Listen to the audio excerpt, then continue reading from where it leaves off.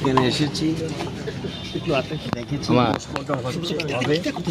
Post-mortem হওয়ার পর তখন বোঝা যাবে এমনি প্রাথমিক অবস্থায় কিভাবে প্রাথমিক কিচ্ছু কমেন্ট করার সুবিধা নেই, কারণ পোস্টমর্টমের আগে যারা আপনারা বুঝেন যে বিজ্ঞানসম্মত যখন পর্যন্ত পোস্টমর্টম না হবে কিচ্ছু বলার সুবিধা নেই।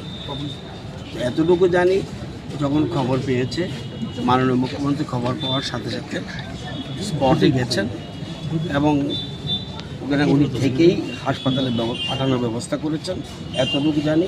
এখন পোস্টমর্টম হওয়ার পরে বাকি কথা বলবেন। ওনার স্ত্রীর সাথে কি কথাবার্তা হয়েছে? উনি শকড, সুতরাং মোটামুটি কথাবার্তা হচ্ছে, দেখেছি। ওনার ছেলে কবে নাগাদ আসতে পারে? এটা আমি বলতে পারি।